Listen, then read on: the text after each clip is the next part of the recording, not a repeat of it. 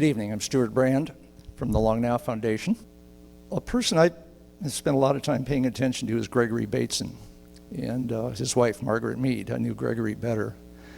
Back in the 1930s, when they had been infected by what was brand new cybernetic theory, the idea of feedback, they went to Bali in, as Stephen Lansing was just telling me, they invented visual anthropology and did a book called Balinese Character, which is a classic and is still studied by everybody in business.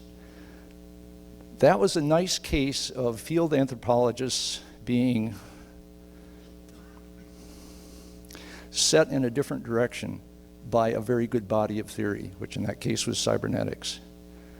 Well, maybe the grandchild of cybernetics is complex adaptive systems, complexity theory, as it's been manifest at Santa Fe Institute, where Stephen Lansing is a research professor. And I've been on their board for 14 years or something. It's where I first saw a version of this talk, not nearly as gorgeous as the one you'll see tonight.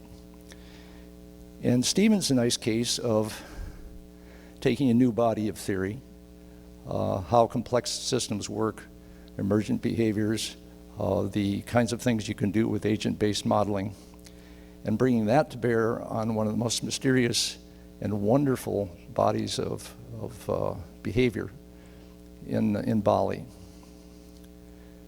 And so, and as you'll see tonight, he is also bringing a new level of visual anthropology. Stephen Lansing.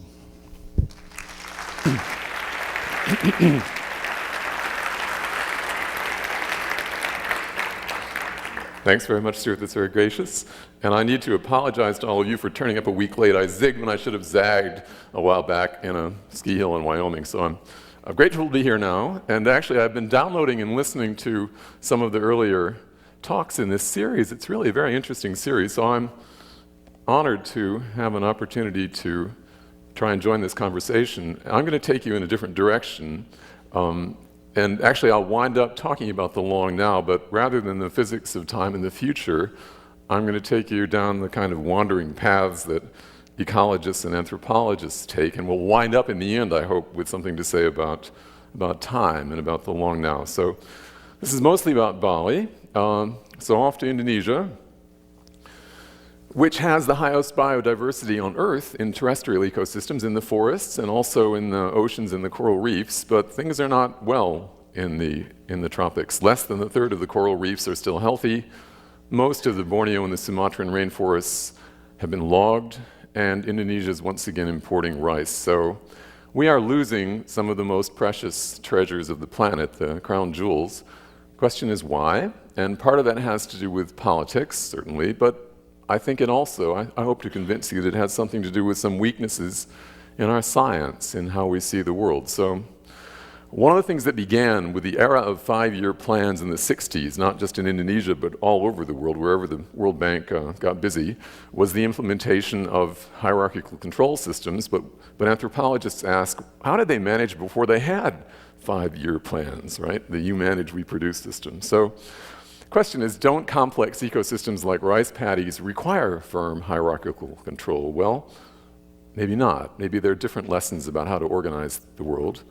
So what I'll talk about tonight is partly about the sciences of complexity, sort of the Santa Fe Institute story, with reference to Balinese rice paddies, but I want to talk a little bit also about Lisa Curran's work on the rainforests of Borneo and coral reefs, and in the end, something about time. So begin with complexity. 1995, the great biologist John Maynard Smith wrote in the New York Review of Books that he has a general feeling of unease when contemplating complex systems dynamics. This is after a week in Santa Fe.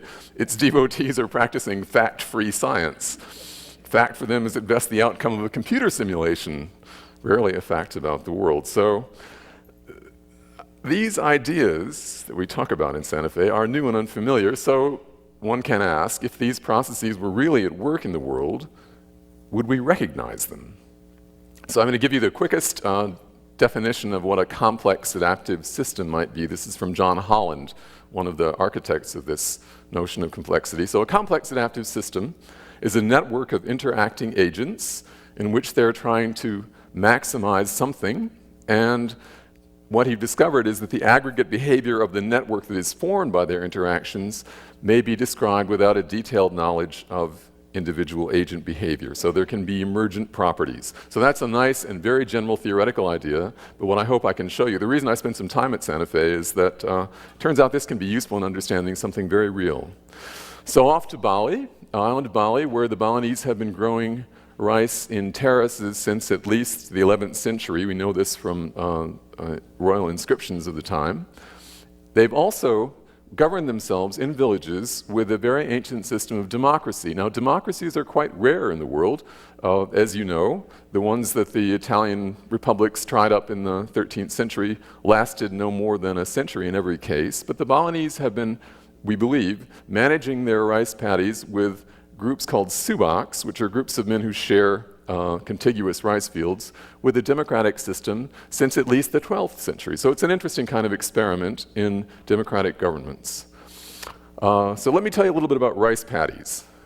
They are artificial ponds in which the fertility of the water basically creates a kind of an aquarium, and the processes that go on in the water help to grow the rice. They provide the nutrients necessary to grow the rice, which is why we find terraces in Bali that have been producing 2 crops of rice every year for centuries. It's a great trick, and the control of water is the key to making that work. The reason it works is that volcanic rock is rich in mineral nutrients. Let's see, I got my little pointer here. So those are just the phosphate content of rocks in Indonesian volcanoes, and Bali's somewhere down there. It's not actually one of the highest, but there's plenty of phosphate in the rock, and as the monsoon rains fall on that pumiceous rock, that very light rock rich with these nutrients, they leach the mineral nutrients, which flows into the irrigation systems, and that's delivered finally to the rice paddies. So it's sort of a continuous delivery system for phosphate, potassium, the main nutrients required by the rice. Nitrogen is fixed by a zola, which grows in the water, so you have a kind of a perpetual motion machine. But the challenge for the Balinese to make this work is that the island of Bali is a steep volcanic island just south of the equator, and as those rivers, as the rain falls on the slopes of the volcanoes, it slices channels down the slopes of the mountains, creating these kinds of fissures. So the Balinese need to get the water from the bottom of these ravines up to the top of a hill, some distance downstream, where they can grow rice, which means they have to build tunnels to move the water down to the higher slopes, and we find inscriptions dated as early as the 9th century that refer to irrigation tunnel builders. So they've been at it for a long time, and they've honeycombed the island with their tunnels and terraces by now. So that's pretty clear. Water can provide nutrients, but it can also less obviously be used to control rice pests. So rice is vulnerable to a variety of things that like to eat it besides humans. Insects, which either eat the rice directly or carry bacterial and viral diseases which can spread through the rice, rats and so forth. So there are lots of things that like to eat the rice, but by synchronizing harvests over a sufficiently large area, it's possible to deprive the pests of their food and their habitat. So here in this slide you see, after harvest, they flood the fields, and there's nothing for the pests to eat. But that will only work if all of the farmers plant at the same time. Generally, they give themselves a 5-day window. The fields there, you can see they're all at about the same stage. They're all at the same height. So there may be rice pests in the field now, but later on, a few months from now, after those fields are harvested and flooded, nothing for the pests to eat. The success of this system depends upon getting a large enough area fallow at the same time, because the pests can move. So if you get a kind of a patchwork system, if one field is fallow but the other still has rice, the pests can just move around or be blown by the wind. So the success of this plan, success of this method for controlling the pests depends upon getting the right scale of coordination to deprive the pests of their habitat, which depends upon their dispersal characteristics. Okay, so that's the basic dynamics. The way the Balinese organize this is through this thing called a subak. So a subak consists of all of the farmers who share water from a single source, like a spring or an irrigation canal. And in the picture, what I'm trying to show you here is a tunnel. Excuse me, there's a temple where they will gather to make their decisions, and then there's the the rice terraces, which are managed by the farmers who maintain that water temple. Interestingly, in the meetings which the farmers have within their water temples, they set aside the rules of caste.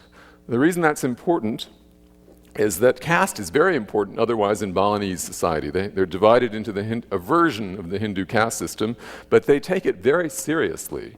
So when you speak Balinese, you have to first determine what is the relative caste of the person you're talking to, and then you use a different register depending upon whether the person you're addressing is of higher or lower caste than you. So a lot of this hierarchical structure is built in even to their language.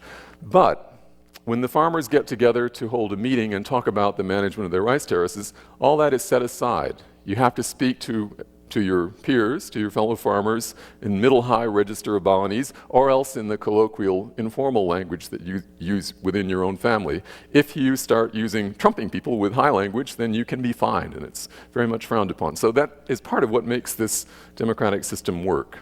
All right, so that's the sort of basic subak, and what's interesting is that these subaks then form a hierarchical structure which sort of works from the bottom up. So here we have the water temple network, subaks A and B. These are two subaks, there's the temple, but they both share water from this canal, which comes from that dam. So they belong to this temple here. And from time to time, once a year, they'll send a delegation up to their neighbors up here and try to coordinate their irrigation schedule, because the timing of the water released from this system is going to clearly impact how much water is available for their downstream neighbors. So in this way, they sort of build up from the bottom a hierarchical structure of relationships among the subaks using the water temples. So the temples form a kind of network. At the summit of the network, there is a crater lake. More or less near the real center of Bali, there's a lake which the Balinese describe as a sacred mandala of waters. So they imagine that Bali is surrounded by a salt sea, but in the center of the island, at the highest point, there's a lake which is full of life-giving fresh water. In the lake, there dwells a goddess, and she has the power to bestow this blessing of water that makes things grow, and also washes away pollution down the flanks of her volcano. So water actually belongs to the goddess, and her temple is the supreme water temple of the island. She chooses priests by inhabiting the voice of a group of priests who, how do you say, when a priest dies, then other priests will go into trance. They believe that they're possessed by the voice of the goddess or some other deity who's connected to her retinue, who then speaks the name of the child to replace that priest. So in this way, there's a continuity, somewhat like the Tibetan idea. Anyway, these priests live up there in the village of Batur by the lake. They collect holy water from the points around the lake, and the farmers come up to collect that holy water as a token of the blessings of the goddess of the lake.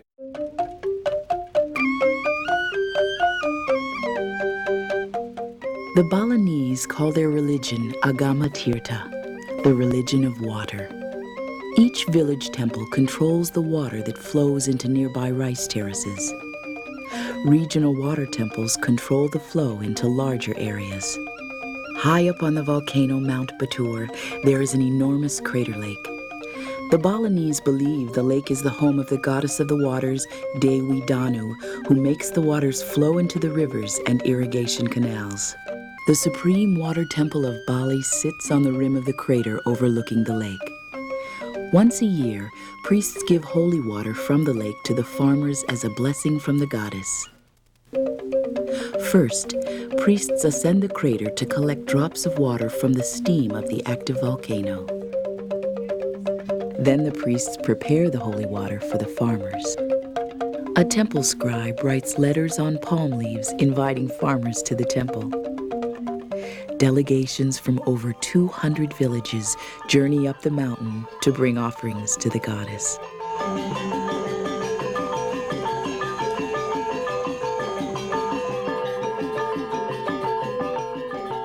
At the Supreme Water Temple, the gamelan orchestra plays in honor of the goddess and the worshippers.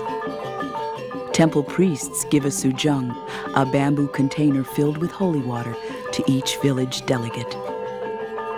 The delegations then carry the holy water to their regional temples.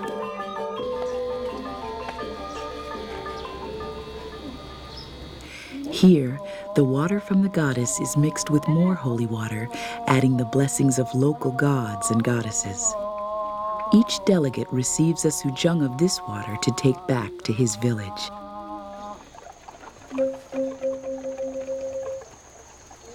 At the village temples, local farmers receive a blessing for themselves and their fields.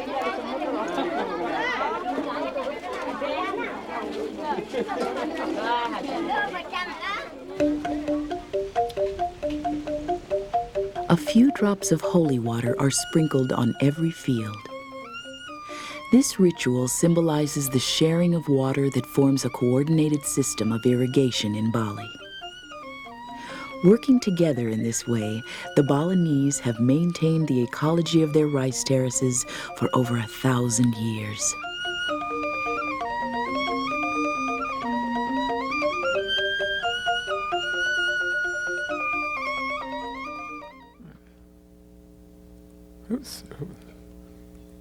Sorry, okay. So it's a rather idyllic system, but there's a hidden problem, because in each case, the downstream subaks are at the mercy of their upstream neighbors for water. The guys upstream in any irrigation system have their hand on this, so they control the water. The question then is, why do they release the water needed for their downstream neighbors? Because the downstream neighbors can never give the water back.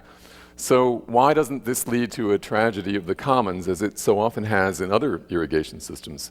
We won't talk about the World Bank yet. So what's different about Bali? What makes it work? Okay. Well, we built John Miller at the Santa Fe Institute came up with this very simple formulation from game theory that suggested an answer to that question. So imagine we have two farmers, upstream and downstream, and they have a choice as to whether they want to synchronize their irrigation system or not, planting or not. So if the upstream farmer is willing to give up some water, they both plant at the same time, then the downstream farmer is happy and he gets his water. If on the other hand, and the consequence then is they have a coordinated fallow period. They both harvest at the same time, and that can help bring the pests under control because the pests don't move upstream to eat the upstream farmer's field. Suppose on the other hand they don't synchronize. So the upstream guy gets to keep more of the water, but on the other hand, the pests can come and attack his field.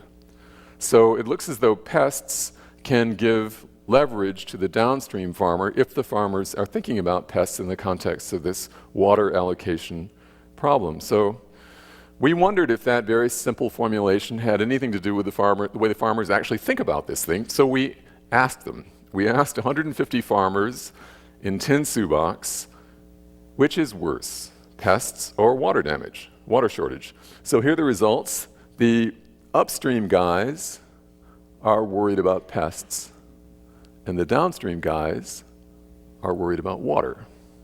Okay, and that seemed to be true in each of these 10 subaks. So there is the makings of a bargain. Turns out our economist was right. You can also look at this at the next scale. In 6 cases, we had an upstream-downstream pair, upstream subak, downstream subak. So in this case, the agent is not an individual farmer, but a whole subak. Well, in that case, the pattern is even clearer. The upstream subak is worried about pests, and the downstream subaks in these 6 cases are worried about water. So that looked as though, actually to my surprise, that this actually worked out so well. They think about a lot of things, but this seemed to be present in the mind of the farmers and helps to explain why the upstream guys are in fact willing to engage in these bargains with the downstream farmers.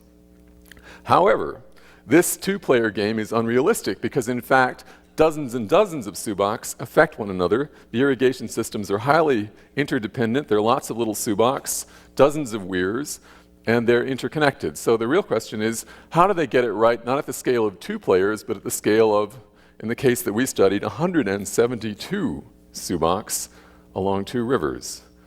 So I worked with a systems ecologist, Jim Kramer, who suggested that we build a simulation model and see how this might work. And at that point, I'd just come back from spending about a year studying 1 subak. So when he said we should scale up to 172, I was impressed, but anyway, we did it. So here's a map. These are two rivers. The little squares, if you can see them, are meant to be the subocs. The little kind of Christmas tree things are meant to be water temples, and the stippled lines are the boundaries of catchment areas for the rivers. So bear with me, this is pretty clear. What happens in this simulation is, at the beginning of the year, each of these 172 subocs, the village-size irrigation systems, chooses a cropping pattern. What are they going to plant? So it might be plant rice in January and August, for example.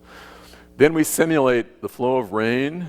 The rain gets into the groundwater, the irrigation systems, the rice grows, and the pests eat some of the rice. We simulate all of those processes, and then at the end of the year, we calculate the harvest yields for each of the subocs. Okay?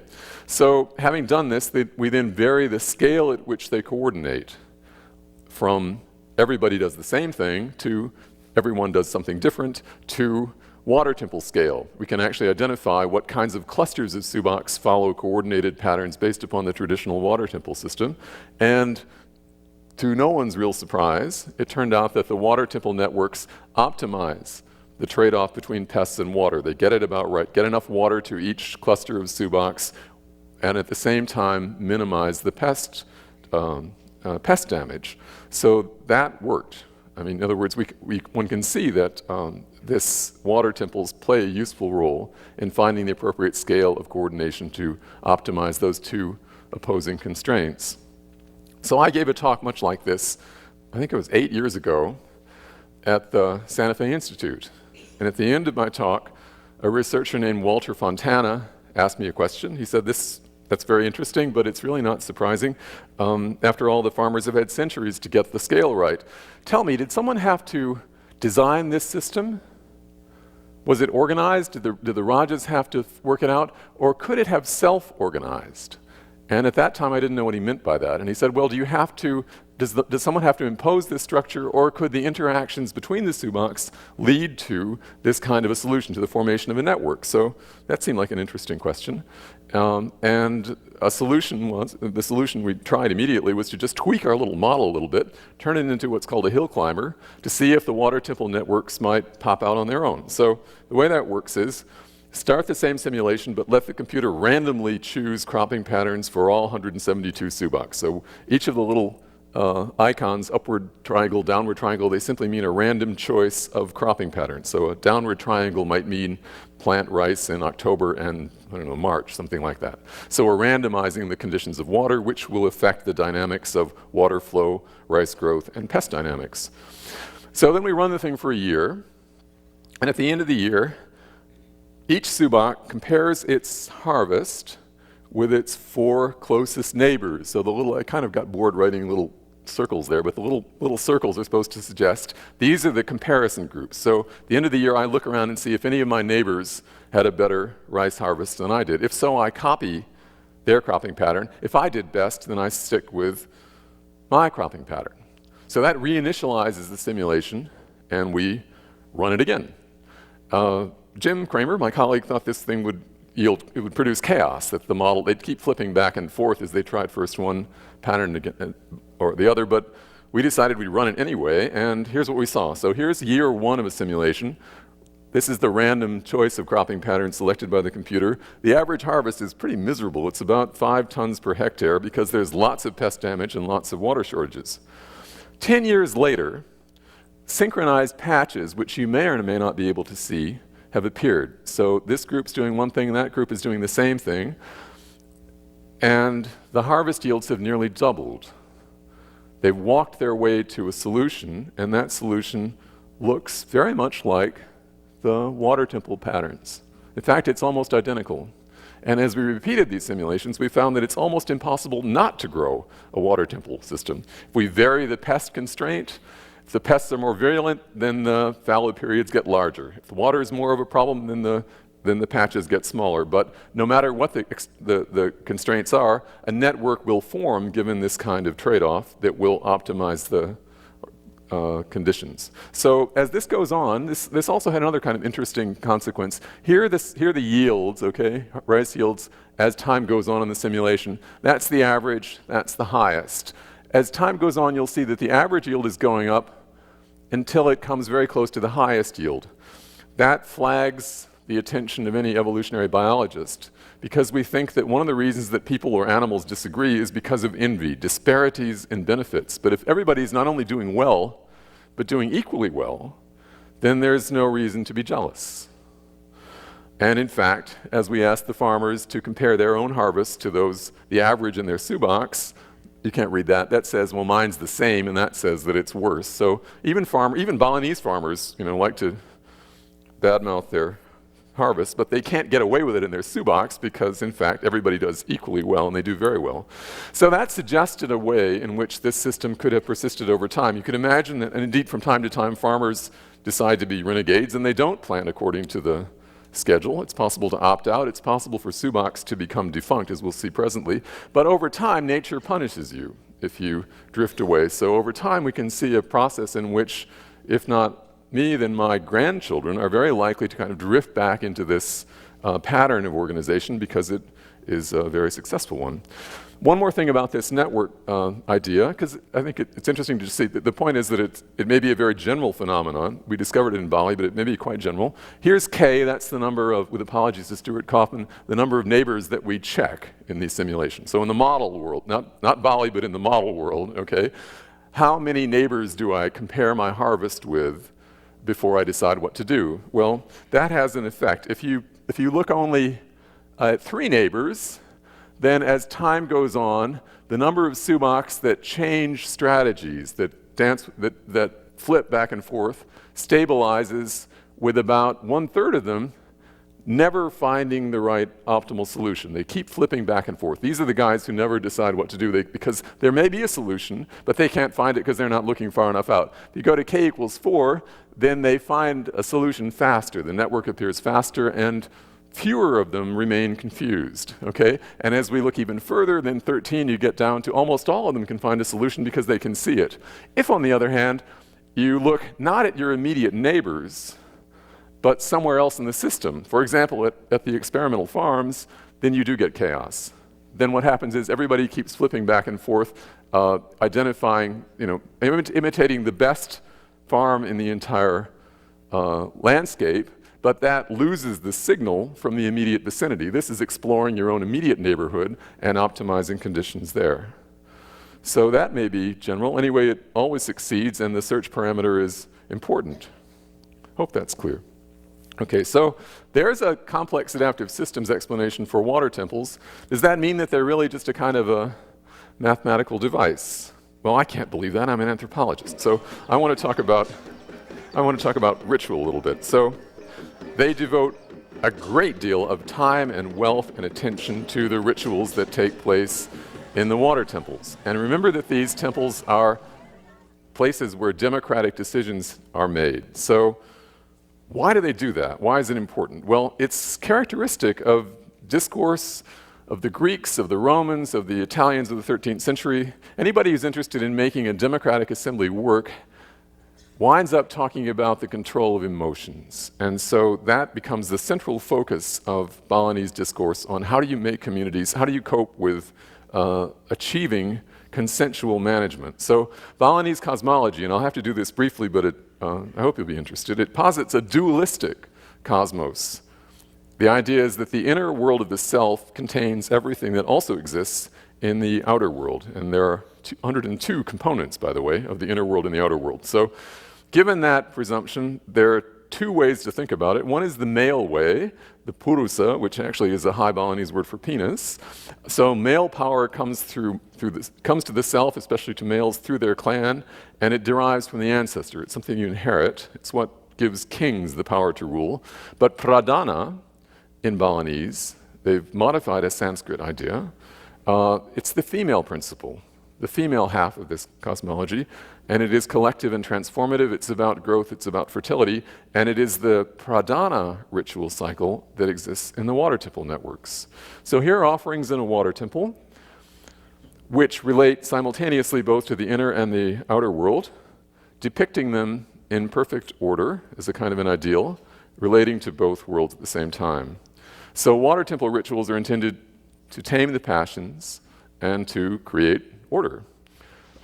It's a monthly meeting here of Subak heads in which they are which they must set aside lineage competition, and we have these rights of equality. He's about to pour some very nice Balinese wine to the heads of the subaks who've gathered once a month to make decisions about the rice terraces. But what they talk about mostly is not ecology, they talk about politics. Okay. These rituals of equality align these elements of the inner world so that we can control the outer world. And here's another quick video clip.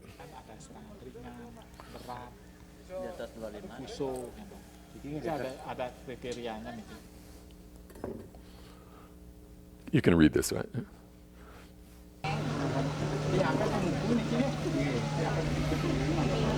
So here's sort of the instrumental ritual, the sharing of water. These are offerings that grew in the fields of a subak. They're now putting them in the water that leads into that subak. It's returning thanks to the gods of that system. But we wondered if there's something more to it than this simple giving of thanks. Here are offerings at a water temple.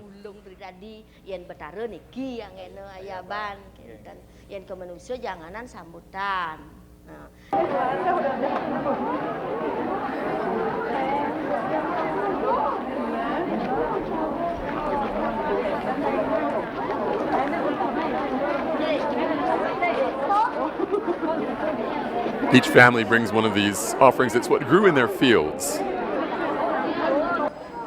And these are mudras, aligning the inner world.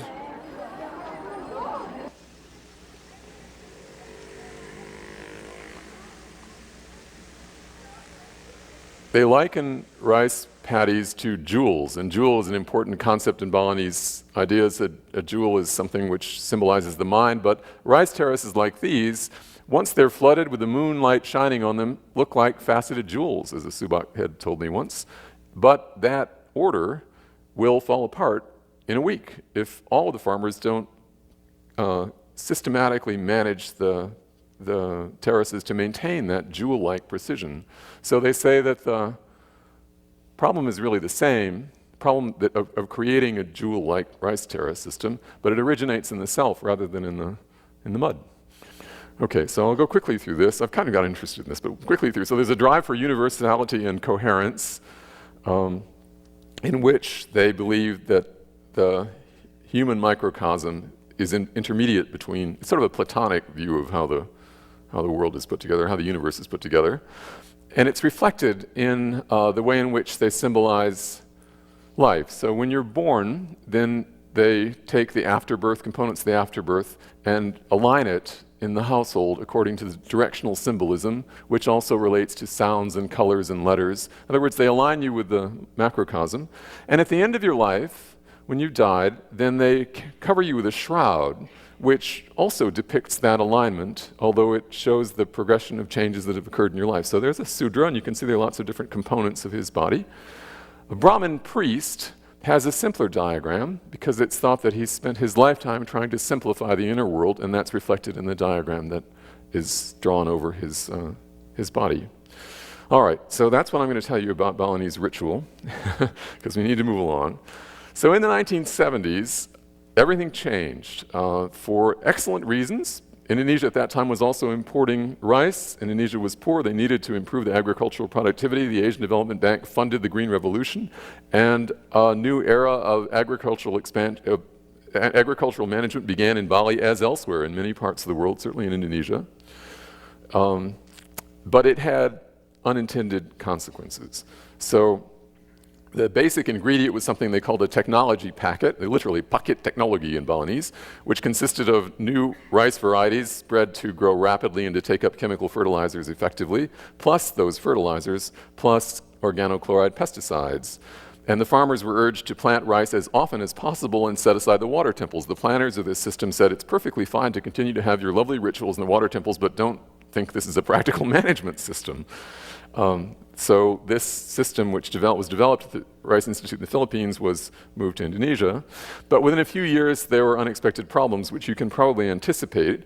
The line was, miracle rice is produced, miracle pests. If indeed all of the farmers plant at different times, it's like running our simulation model backwards. disrupting the pattern of coordination until you wind up with the patchy structure in which the pests can migrate from one field to the other. It's just like the simulation model, and that's precisely what happened. So the first variety of rice that they tried this with, which was named IR8, proved vulnerable to an insect called the brown planthopper, 2 million tons lost in 77.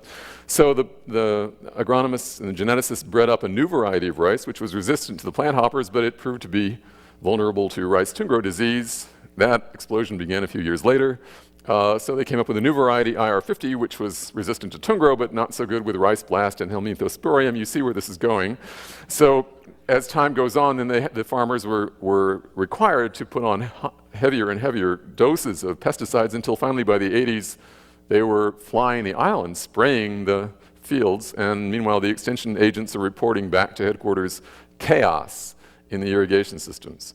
So we began to complain about this. The reason I got involved with the ecological modeling was really to convince the Asian Bank that the temples had a practical function. The director was not happy with this in 1984, but we were happy. 8 years later, they sent teams. We talked to them, and in the end, the Asian Development Bank agreed with us that the substitution of the high technology and bureaucratic solution was counterproductive, and in fact, they became converts to the water temple system. So that's a happy story. The planners have now dropped opposition to the water temples. In fact, they like to teach about them. They show our movie. However, the farmers are still urged to buy these technology packets of fertilizer, and that's a problem because, as you've already learned, the volcanic rock is rich with nutrients. So here's a test that we did, adding phosphate fertilizer in 6 different fields, 6 subocs, from 0 phosphate to the recommended dosage of 100 kilograms per hectare, has no effect on yields. It's just wasted because the phosphate is already present in large concentrations. Once the government understood this, oh, well. they allowed the water temples to regain control. But the Green Revolution still lingers. To this day, farmers add chemical fertilizer to this ancient, self-sustaining system. For the last 30 years, the farmers have been borrowing money from the village cooperatives to buy fertilizer that they don't need, applying it to the fields. It washes out of the fields immediately, flows back into the rivers and down to the sea. This little stream is flowing right out of those rice paddies up there, and as it comes down, it's of course carrying all the mineral nutrients from the volcanic soil, plus all that fertilizer. I mean, all the fertilizer that wasn't needed by the farms and is just washing down. So by the time it gets here, the sea, it's like a thin nutrient soup. And so the effect is you grow simple organisms like algae, the algae that you see growing along the rocks there. And that's what we find offshore, just blanketing the coral reefs. And we only find it in places like this where you've got that kind of agricultural drainage. On the rest of the island, if there's no river carrying fertilizer, then the reefs are fine. But out there, the reefs are nearly dead.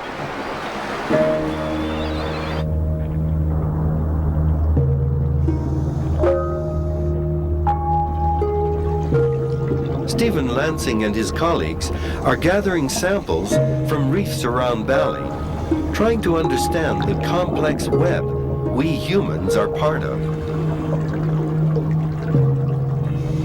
They hope to help Bali in its return to harmony. That's David Suzuki. So problem is all these nutrients flowing into the reefs, and coral reef are adapted to low nutrient levels, so that's not a good thing. There's Jim Kramer taking samples as one of the little streams emerges into the field. One more little clip. This is Dick Murphy, who may be here tonight, talking about colonies of tabular or table coral, these acroporid table coral, some of them the diameter of this boat, and they're in perfect health. Whereas on the mainland, we also saw some pretty large corals, but most of the large ones were dead. And so that tells us that in the past the conditions were such, the reef was healthy, and those big corals lived long enough to really grow to a substantial size. But they're not alive now, so something's changed. So our conclusions are the technology packets of fertilizer are mostly superfluous. I have a Balinese student who's just got his PhD sort of proving that by taking measurements along a river for over a year. The excess phosphate the excess phosphate's not good for the terrestrial ecology, and the excess nitrogen grows the algae that destroys the coral, and one can see that through looking at stable nitrogen isotope differences. You can actually get the signature of the kind of nitrogen that is growing the algae. Does it come from the sea, or does it come from the technology packet? So it's really a very foolish mistake. So why did we miss all of this? Why did we miss all of this? Well, I think the answer is, if we think about what are the elements of this complex adaptive system that I've been talking about, it's water temples, which look like a religious system to us. That's what we thought they were. The festivals that are held in those temples. Here we see a priest from the master water temple, and he's carrying a little silver cup in which he's got holy water from the lake, from the goddess of the lake. That if you were to stumble upon this temple festival and you see a guy in white with this little silver cup sprinkling water on offerings, you're not likely to be thinking about control mechanisms, right? Synchronized cropping, and that's maybe a more obvious cue, but it took something to pick it up, I guess. And then the structure of the connections between the water temples through the holy water, which goes from the lakes to the canals to the fields. That really is the structure. And then finally, there's this dimension of the control of emotions, the cosmological order that allows the farmers to cope with the jealousies and disagreements that are common to everyone, including Balinese farmers. So, not an obvious system. If you wanted to look at the connections between two subaks in the hierarchy, you'd need to be there on the right day when a few old men in white clothes go up and collect some cups of holy water to bring down to the fields of their own subak downstream. So I gave this talk at the University of Michigan a few years ago, and at that point I was ending it by saying, and is this only in Bali, where the complexity dynamics really should be characteristic not only of Bali, but they should be common if we're right. I mean, the trade-off between pests and water, for example, generates a network structure, but if the farmers were growing roses and trying to control aphids, you should still get some kind of dynamic. So I posed that question, and Lisa Curran, who's a tropical forest ecologist who spent, well, she's younger than I am, not as long, in Borneo anyway, said, we got to talk. So I'm going to tell you a little bit about Lisa's research on the forests of Borneo. So, let's see. So Lisa has studied the dipterocarps. Those are the tropical hardwoods, of which there are 12 genera and about 470 species. She's the real expert on, she can identify from the seeds and the fruits and the nuts, which kind of dipterocarp it is. But in the time that she studied them, most of them in Borneo have disappeared. Most of them are gone now. It's a tragic story. So why did our forestry planning go so far wrong? More 5-year plans. Well, it's connected partly to, as Lisa found, El Nino, the El Nino Southern Oscillation, the weather pattern which circulates across the Pacific, which you heard about. We knew that ENSO, as it's called, the El Nino cycle, changes weather patterns, right? From the Galapagos, it sort of takes the weather from the Galapagos and Borneo cycling back on a several-year cycle. But what we didn't know, that Lisa helped clarify, is that these trees, the dipterocarps, use ENSO as a signal. And what this signal does is to tell them to have a mast. A mast means drop your fruit. It means reproduce if you're a tree. So dropping the fruits and seeds, that happens for the dipterocarps only during the El Nino years. So it's just a kind of a trigger signal. We're supposed to get a new slide here. So here you have, if you can see that, these are the El Nino years, and these are the fruits patiently collected by Lisa and her team. The density of seeds dropped in the forest. So you can see it exactly tracks those El Nino years, right? So now you see why Lisa wanted to talk about the water temples. Many species, because this is a tremendous pulse of food that arrives only in El Nino years, then the seed predators, which means lots of birds and mammals, the bearded pigs, the largest migrations of mammals outside of Africa occur or used to occur in Borneo in El Nino years when the bearded pigs would have their babies. These are great big animals. So also the birds. So all these creatures would have, they will have adapted, interesting evolutionary dynamics. They will have adapted to cycle their reproductive activity for the dipterocarp mast. which then creates a kind of a master clock. It's kind of a clock in the heart of Borneo. As far as we know, this does not exist in other tropical forests in Africa or the Amazon, but then again, we haven't really looked very much. Lisa's begun to work in Borneo. We know so little about these things. But the point I want to make here is it's very much like the water temples. This is synchronized fallow controlling the predators, right? The trees are doing pretty much what the farmers are doing, except in this case, the trees are extending their fallow period over the whole island. You know, that's huge regions. She's been working with NASA to see how large is the synchronization of fruiting, of masting in the dipterocarps, and it's enormous as far as we can see in Borneo. So that's what pulses food availability and keeps down the seed predation. It makes it possible for the dipterocarps to reproduce because it provides so much food that the seed predators can't eat it all. But the plans for forest reserves, the 5-year plans, were based on the resident seed predators rather than the pulses, the large numbers that occurred during the El Nino years. So Lisa's done experiments showing that the seedlings can suffer 99 or 100% mortality during the El Nino years. The rest of the time they would be fine, and therefore the dipterocarps cannot reproduce. So here you have, in 2002, from Lisa's science article, one of her science articles, the logged areas. The yellow is the logged areas, and the little green patches are what's left of the dipterocarps. There's not enough trees left for the mast. So there's been a reversal. INSO now triggers not the regeneration of the forest, but fires. Because the microclimate is gone, it's no longer wet, the trees have been cleared, and not only will the forest burn, but actually the peat swamp will also burn. Lisa's in Borneo now working on that problem. And that turns out to be a lot of carbon emission. Okay, you lose the trees, so the trees are no longer fixing carbon. Then we have forest fires in the El Nino dry years, and now also peat fires. So we're talking about 0.8 billion metric tons of carbon per year, and the Kyoto global target for reduction was 0.5. So it's huge. We're not, not to mention the loss of biodiversity. Okay, so we're moving along here. 2 examples then of complex adaptive systems, one in Borneo, one in Bali, different dynamics, but in some way, maybe in some ways similar dynamics, bottom-up control, emergent networks that worked and then were disrupted. But I want to end with another way of thinking about this, not just the complexity perspective, but a Balinese perspective. So maybe another way to think about the long now.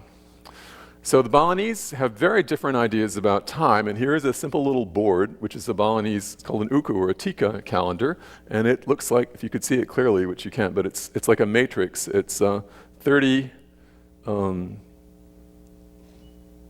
columns and 7 rows. Well, actually it's 9, one on top and on the bottom. Funny looking little thing, little wooden board. Let me explain what it is. So think about what our kind of calendar does. We have an Indo-European, in the Indo-European languages, we speak of time in a linear fashion. We think of time as a moving moment, right? The past is behind us, the future is in front of us, and the present is this moment right now in between the two. That's how we tell time. And that's actually the arrow of time, so to speak, as someone is embedded in our language because we make order of things by talking about tense, right? When did things happen? It's obligatory to speak in English or French or whatever in terms of past, present, future tense. That's how we talk about things. Balinese language, the Austronesian languages don't have tenses. They create sense in a different way.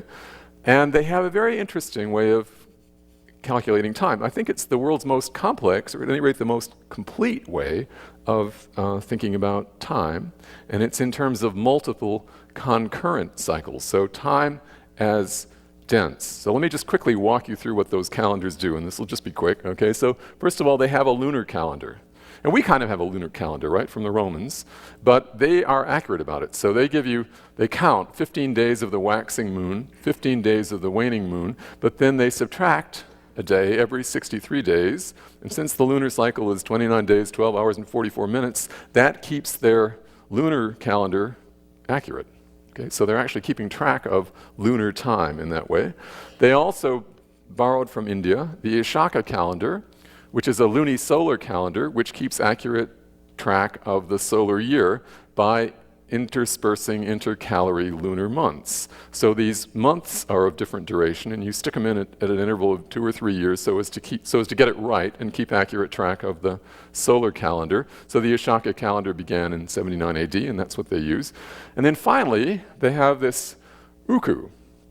So what's the uku? It's 10 concurrent weeks. And I hope I can explain this clearly. So we have the 7-day week, right? Monday, Tuesday, Wednesday, Thursday, Friday. Well, Balinese also have a 3-day week. So the 3-day week is Pasa, Batang, Kajang. So today is Pasa, tomorrow's Batang, tomorrow's Kajang, and it just cycles, right? It is concurrent with the Monday, Tuesday, Wednesday week. There's also a 2-day week. So if today's Mungay, tomorrow's Papat. So that's also cycling along. There's even a 1-day week. So in the 1-day week, there's only 1 day, Luang, and definitely today is Luang, right? Okay. So all of this is cycling, and I haven't got room to put on my little PowerPoint the 10, 9, and 8-day weeks. All of these concurrent, all of these going constantly at the same time. So time becomes dense.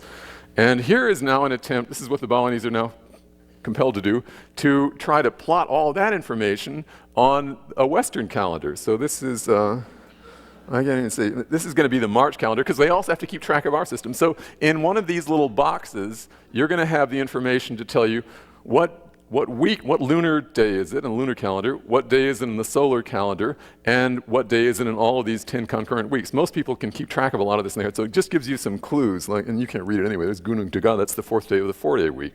So all of that is going on. All right, so what do we make of that? Well, it suggests that time is dense.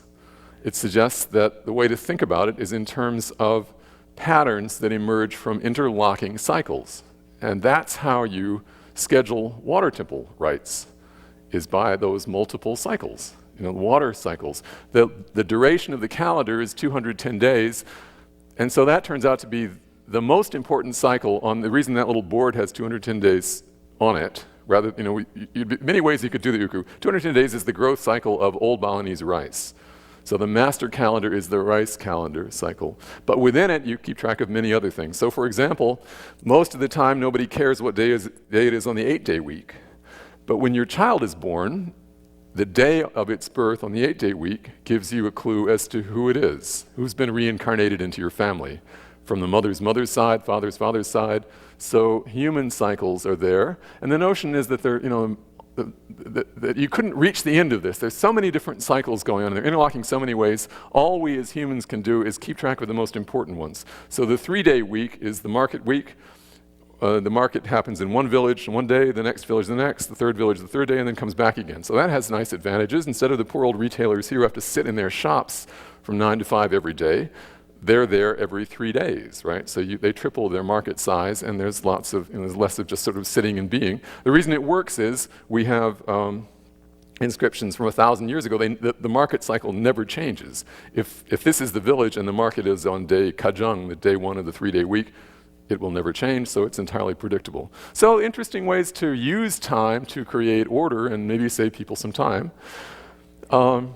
They also use the metaphor of music. Judith Becker, years ago, a linguist, wrote a great thing called Time and Tune in Java, showing that you can also, this is how you think about music. Music is composed of multiple interlocking cycles. That's how gamelan music is put together, something like fugues. And so order appears if the cycles are integrated well, and it doesn't, of course, if they're not well integrated. So music and time are clearly metaphors for one another. That little image is from a Balinese traditional manuscript called Prakempa, which tries to relate cycles of music and tone with letters and colors and gods and emotions and all those things. So it's one great package.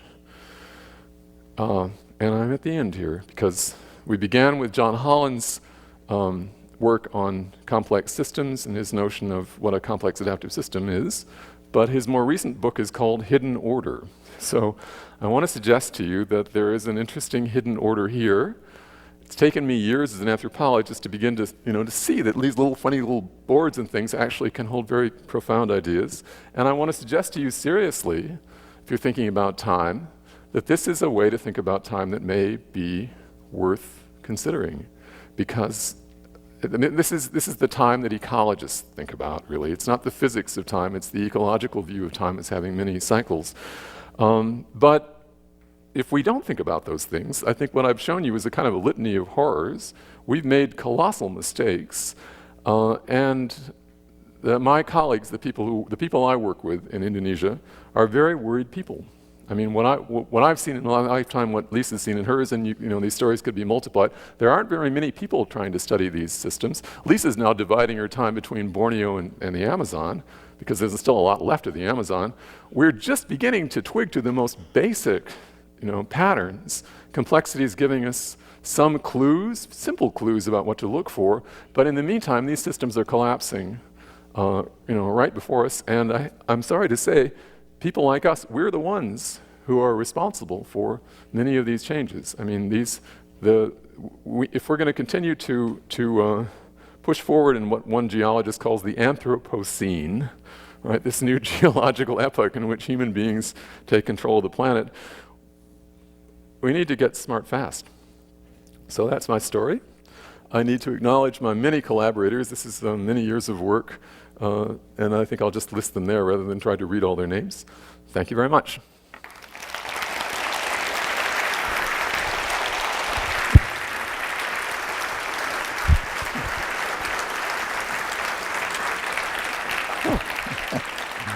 That's awesome, Stephen. Thank you. A couple of questions. There's some coming up here still. I'm curious does any of this play out, looking at the pictures of the terraces, they're extraordinarily refined artifacts. How do people manage the maintenance of that? How do you, how do you keep free riders and people shirking their work and so on? Is that dealt with by the Subocs or by what? That is dealt with the Subocs, and I haven't. You need to read my book to get the whole story, because it's kind of a long story, but that is their central problem. They know how to build those terraces. That's not the problem. The problem is, how do you indeed get people to keep it up, because the system can fall apart so easily. Mm-hmm. And so they devote a great deal of thought and attention to that, and partly it is a ritual system. Part of it is overt, but how do you cope with people who are free riders? Mm-hmm. You can say in the end that the nature will punish them, and in the next generation or two it'll all come right. But in the meantime, things can fall apart. Subocs fail. We studied over a period of 3 years. I'm giving you a long answer, but this is critical. So over a period of 3 years, I had 2 teams of Balinese researchers studying one mascheti, which means one collection of 14 Subocs. That's a lot of Subocs. We couldn't study them all the time. So what we did is to have one group that was measuring kind of field conditions, how much rice is growing, what are the nutrient components, are the Subocs actually really planting at the same time or not. The other group went to the meetings, did 5 successive surveys, asked people, do you trust your Suboc leader? What happens when things go bad? We kind of went through all that. And what we found was 3 of those Subocs actually failed during the time that we studied them, but all but one was able to put itself back together again. So it's a very precarious kind of, it's easy for things to fall apart. Mm-hmm. So that's why there's this tremendous emphasis, I think, on the ritual system, which encourages people to think, we'll just end on this, the ritual system emphasizes that the order within me can also be depicted as an order of our group. If we were a Suboc, all of us together would be performing rituals with offerings, which would symbolize the kind of powers of order that come together from each of us. And they do that. You've seen in some of my pictures, the performance of those rituals, I think, is crucial to keeping people in the frame of mind that they can, this can actually work. A couple of questions from Kevin Kelly while he's going through everybody else's questions. He notes that farmers are notoriously thrifty. So if there's actually no benefit from these technology packets from the fertilizer, why would they keep on putting scarce money into that? Okay, that's a great question. For a while, it was illegal to plant. Farmers were told it was their patriotic duty. Uh-oh. And what happens is the ag extension people appear with the technology packets. They just push it off the truck. Here we are in your village. Here are your technology packets. You don't have to pay us now. We're just going to deduct the cost of these inputs when we buy your rice from you. Mm-hmm. So there wasn't much choice about it. For a while, it was even illegal not to follow the prescription, and nobody was measuring. You could, at first, for high-yielding rice, you need more nitrogen fertilizer than the natural system provides. Once you start using the chemical fertilizers, soil fertility declines. So pretty soon you actually do need this stuff. You just don't need as much. You don't need any potassium at all. But who knows, because there's several different inputs that they're putting on their fields, and who knows which one is making an effect. So given time, they probably undoubtedly figure this out, but we can help, by using a colorimeter and actually testing, right? Okay, second question from Kevin. Rice terracing is common in China, Philippines, Nepal, and throughout Asia, which Kevin has walked all over. Are there parallels with Bali and those very similar systems? I keep hoping to have a student who will help figure that out. I think that there must be, but I don't actually know. Kevin, got any? All right, from Watson, where are you? Waving his hand right there. What other complex adaptive systems that you've been exposed to, what other complex adaptive system that you've been exposed to is most similar to that of the irrigation system in Bali, I guess in addition to Borneo? Do you see other systems like this that have this, for example, the synchronized pulse of pest defeating and so on? Well, okay, let me go on a little. You could make an argument that that's what Adam Smith was writing about. It's what the market does something like this, right? Buyers and sellers form a network, and if everybody is joined in that network, that simple network, then the idea, the basis of microeconomics, right, is that everybody's satisfaction is maximized and the goods all get moved around in the right way and all is very well. That, however, is very different from so that's kind of a complex adaptive system with a very simple structure. You just need to connect buyers and sellers. Balinese system's sort of like that. What happens is that if you connect up the farmers and they interact, but not only with each other, also with nature, and nature rewards them or punishes them for what they do, then you also get an optimization solution.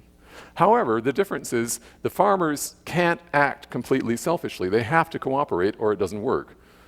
So and it's a little more complicated structure because it has to take into account the ecological dynamics rather than just the social interactions. Well, speaking of social interactions, a question from Howard. How does the Subak system cope with egomaniacs and sociopaths? Well, there's one Subak head who was kind of a thief, and people would complain that others were stealing water, and what was he going to do about it? And he would say, "Go ahead. What do I care?" So this system at that point fell apart, and this will take a minute to explain. Maybe it's interesting. So Balinese are very tolerant of misbehavior because they believe in karma, and they believe that if you misbehave, you will reap the rewards or rather the consequences of what you do. So if you live in a rice village and your grandparents lived in the same village, you've been there forever, it's a small, closed community, people know each other, picking fights is really something you want to be very careful about.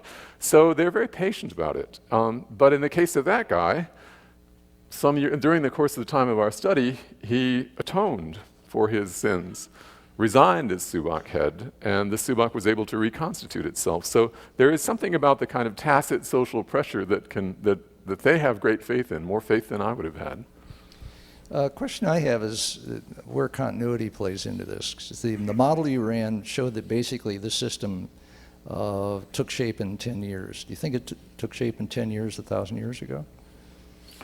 No, well, I think we actually did some archaeology, and what I think happened is people started experimenting with small-scale irrigation systems, first on the coast and then in the mountains, and they sort of grew. And there came a time when you'd have several Subaks along an irrigation line, and they'd have to begin to cooperate. And it grew because they were able to use this temple system. You can compare it to Java. There's a whole chapter in my book about Java where things didn't work out that way because they had broad, flat irrigation systems.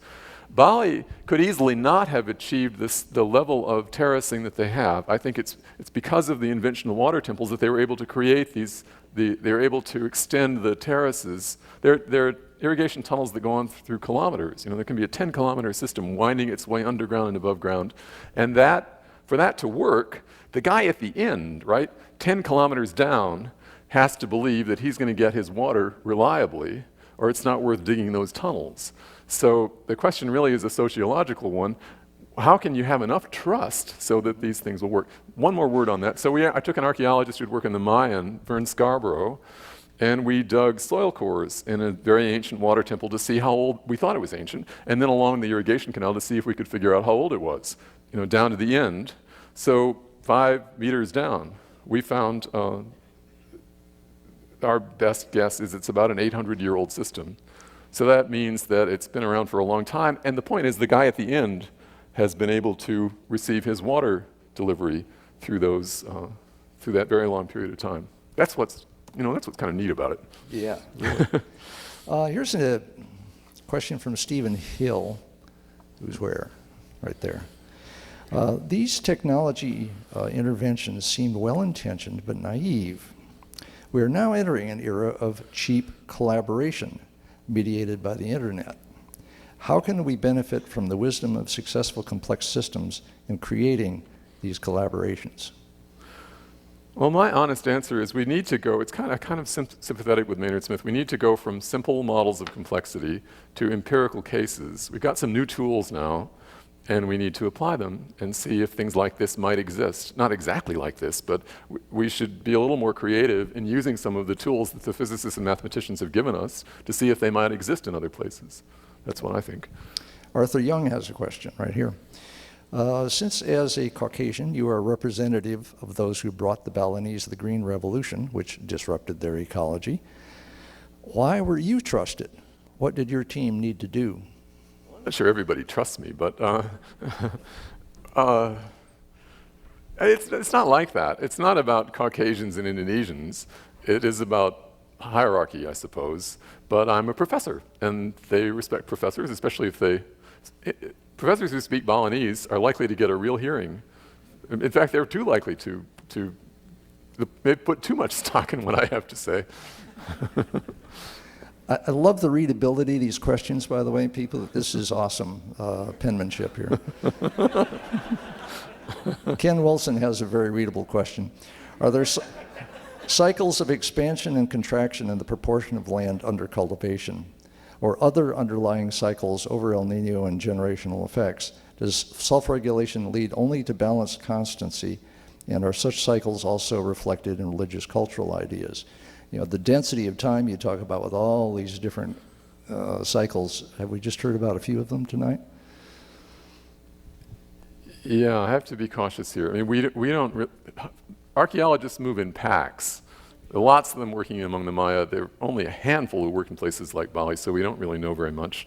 What we do know is that there was a process of expansion of rice cultivation, but it's now actually contracting because of the tourist industry and the new land development. Farmers, it's become, farmers own small patches of land. It takes a lot of labor to grow rice. It's not very economically productive, so there's a temptation to sell their rice paddies, particularly if they can get a lot of money for it along the roads and hotels. And once that process begins, then the subaks can fall apart. So if we want to collect pests, for example, for our ecological work, we go down to what used to be subaks around the towns. They're usually not subaks anymore. That land is very rapidly folding up. And so there's actually a process of contraction happening now. Although, given what's happened to the tourist industry in Bali, who knows? I don't really know. I mean, that may change because tourists aren't going to Bali anymore in such numbers. There's tourism cycles and real estate cycles also entering this whole process. Right. Question from Sarah. It is fascinating that this works with a monoculture crop. Is there any application of this methodology that would assist with the collapse of U.S. Midwest monocultural farming? I'm no expert. I mean, here in California, we pour a lot of pesticides on cotton crops, and I know only anecdotally from talking to Davis agronomists that something like this fallow system would control pests here, but I don't want to go too far on a limb on something of which I know very little. But the basic principles seem pretty clear, right? I mean, as I say, it's water and pests in this case. We wrote a paper a few years ago about, that's a 2-factor optimization. You could be trying to optimize 3 things at once, and you could still get network structures emerging, right? So in principle, it seems to me it's worth looking at that question. Mm-hmm. Here's a question from Ray. And a common one, what is genetic modification going to bring to this kind of game? With the advent of genetically modified seed stock, is there a potential for traditional planting cycles being disrupted? You must have had some of that already with the Green Revolution rice, which was modified, as I recall. Right. It was kind of an error in the first place. They thought, well, you can't have, they said, traditional water temples, this is the Asian Bank talking in the 70s, traditional water temples are optimizing a system based upon slow-growing, low-yielding rice, and therefore they're not appropriate for high-yielding agriculture. The flaw in that is that the temple structure is actually a flexible system. They make decisions all the time about changing their cropping patterns. So they're perfectly competent at growing new high-yielding varieties of rice. They just make the appropriate adjustments. So there's nothing really wetting it to that. What's happened, however, is that most of the Balinese native varieties are gone. They've simply been lost, but there's still in the mountains some that have been preserved. And happily, I should tell you this is sort of good news. The Indonesian government has decided that they are going to, in principle, support organic farming now in the future. So we have experiments going on with Balinese in which they're trying to quantify the effects of switching back to organic farming and the use of native varieties of rice. And you can race them then, see how they do against each other. Question from Jonathan Schechter out there. Are the Balinese rituals actually useful in explaining Subak coordination, or is it a purely selfish model where each Subak copies its high productivity neighbors? Isn't that just as explanatory? Do you need all this religion stuff? No, I mean, there's the model world. I think, here's what I want to say. In the model world, my point is we can build a really simple model that'll grow water temple structures.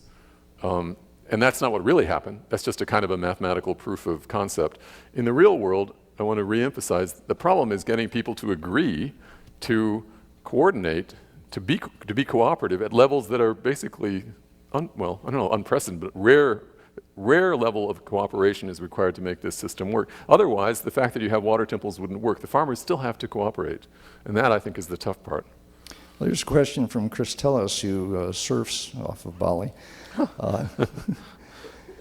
Given the state of the coral reefs, is there any cooperation between the farmers and the fishermen? And this would be, can the temple process include them, or is that just hopelessly two different worlds? Well, the fishermen in Bali, by and large, are not Balinese. They're Buginese. They belong to different groups. There are not many Balinese fishermen. The ocean that hasn't been their way of life. So there hasn't been much of that. However, part of you saw in some of this stuff on the diving, there are scuba diving has become an important resource for the Balinese economy. So the scuba dive operators are very keenly interested in trying to preserve the coral reefs. And are the scuba divers reading your stuff? I don't know. We keep trying. We put, some of this we even put on Balinese TV. But it takes time. Because, this is another question. And anthropologists went through in the 50s and 60s, applied anthropology and all of that. An anthropologist goes in and sees some pathologies in the system. What is your responsibility, and what is the right kind of action to take to try to fix things you see going wrong as an anthropologist? Well, I'm very alarmed. I mean, I see the loss of the genetic diversity. I don't want to run this in the ground, but I mean, we're making catastrophic mistakes. Borneo rainforests are nearly gone in the length of time I've been working in Indonesia. The richest, oldest, most diverse terrestrial ecosystem on the planet. Most of the coral reefs are vulnerable, and we don't know very much about them. I mean, that's, when I say that, this is based upon minimal research. We have not prioritized this. So it's all going to be over before we've even noticed. We have really set in, if you think that I'm in touch with the scientific community that looks at these problems. There are not many people working on these problems, and we are not at all sanguine about what the results will be. So as an anthropologist, it sort of transcended anthropology to me. Well, yeah, let me leave it at that. I'll go on too long. George, looks like Canciani, right here. Were the Dutch influenced by the Balinese water engineering systems, or the Balinese by the Dutch? There was a very interesting controversy when the Dutch conquered Bali in the late 19th century, finished the conquest by 1908, at which point they put in controllers. They put in a colonial administrative system. And Bali was kind of the prize assignment for a while in the 20s and 30s. It was the best place to be a colonial officer in the whole of the Indies. And they were very competent guys, and they got very interested in how the Balinese irrigation systems work. The Balinese are very interested. The Dutch are really interested in irrigation systems. So there was a controversy that has gone on, and it's even continued in anthropology, about what was the extent of royal control over irrigation versus how much of this was actually done from the bottom up by the farmers. And I should tell you that there's several anthropologists who disagree with me. Brigitte Hauser-Schöblein, German anthropologist, thinks that really the Master Water Temple was a royal temple, and that there was a royal role for irrigation, and that I've kind of misunderstood this system. I don't believe that, but anyway. I should tell you that this is not the consensus view. This is just. It's perfect that But you I'm said a German anthropologist. Right. Well, no, she's a competent anthropologist, but she's not an ecologist, and she doesn't know anything about complexity. That's interesting. So what's still mysterious there for you? When you go back to Bali, what still keeps you puzzled? And if you could bear down and do some more research there, what would you focus on? Well, right now, we were trying to figure out a way to monitor, to expand from studying Balinese agriculture to the other rice-growing areas of Indonesia, because the problems that I've described in Bali there's a uniform, the technology packets are everywhere. So somebody asked, where do those come from, by the way? What's the source of the technology Well, packets? the Indonesians have, from natural gas, they produce a good deal of their natural gas production goes into urea, into nitrogen fertilizer, which they sell at roughly half the world price to their own farmers. That's a lot of money. And if our results are correct, most of that money is going down the drain, okay? So we feel a real sense of urgency about getting on top of that. However, because the government is now shifted to supporting, at least in principle, a change towards organic farming, the question now is how to implement that. So I think we're really kind of in a race. I'm working with the Balinese. There's a good university in Bali, the Udayana University. Kartini, there are a number of Balinese agronomists, people working on this problem. So that's kind of what we're focused on right now. That and then the forests. What was the source of the shift to interest in organic farming?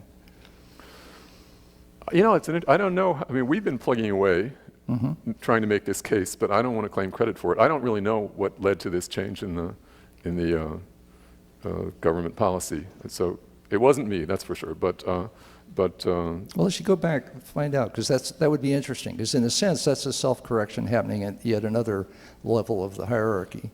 Yes. And did that come through the internet, or from people getting educated somewhere besides Bali, or? Well, I think it's partly the cost of the fertilizer, because they're losing a lot. It's hundreds of millions of dollars that are foregone profits from their natural gas. Okay.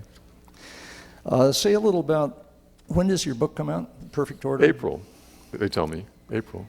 Well, I'll send out a summary to everybody on this, and I'll put a link on Amazon to that. But say just a little of what's in the book in addition to what we saw tonight. It's much, you don't hear about Borneo, but it's very much this story. It's just, it's essentially the story I've told you tonight in a little more coherent form. That was about the most coherent lecture I've seen, and thank you for it very much. Thank you.